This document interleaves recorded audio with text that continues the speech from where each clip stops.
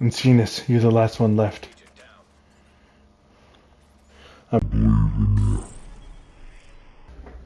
Hello. So today I thought I would show one of the builds that either gets me the most hate or the most compliments.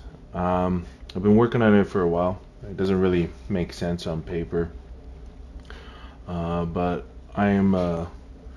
I decided to try to make a build that can still hit pretty hard and still survive through a ton of things. So I've been using an armor regen capacitor build. I've been testing it in multiple different ways. And so far, this is the way that I've liked the most. I'm running 2 pieces of Gila, unit alloys, Golan, and Picaro's holster with a Ninja Bike backpack. I've rolled crit chance, crit damage on everything. So in total, I have 3.5% armor regen, 5% fire rate, 20% assault rifle damage, and Picaro's holster just because I'm running capacitor, and it's a free 30% weapon damage along with the unit alloys. Plus, I am a skill tier 4 build with a single red because I'm running obviously Picaro's holster gives you skill tier, ninja backpack, unit alloys rolled to skill tier with technician. I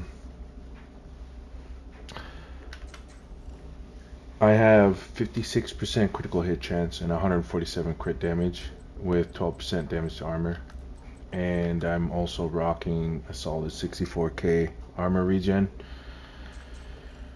So this build lets you win most trades because you're hitting a lot harder than most people are gonna expect you to be hitting for how tanky you are, because you are 1.8 million armor. There's a few other ways that you can run this.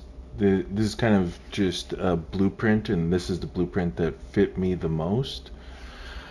You can also just replace the Golan if you don't want that much armor regen with like Walker Harris.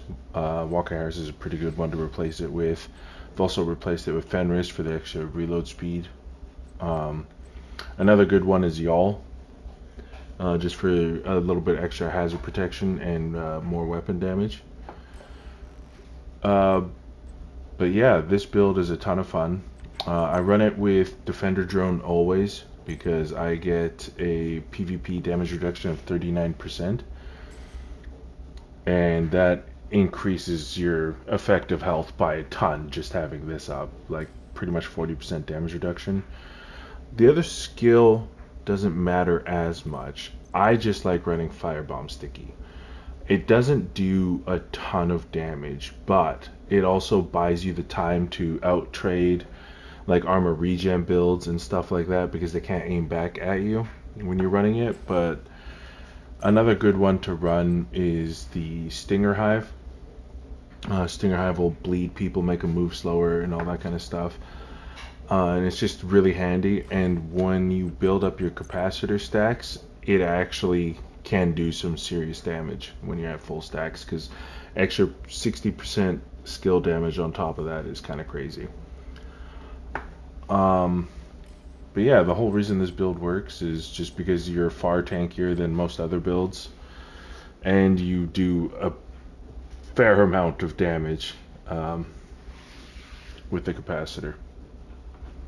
The other thing too is this build kind of doesn't do extremely well against like 6 red builds. They can kind of outdamage your armor regen or get through your unbreakable before it can proc.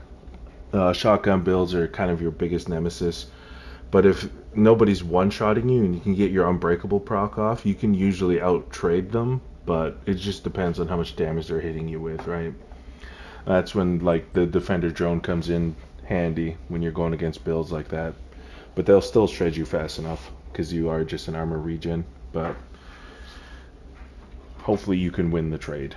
That's why I run unbreakable. But yeah, this has been a build that I've been testing and making for probably like the last 3 or 4 months. It's my favorite build. I always go back to it. Yeah, you all have a wonderful day.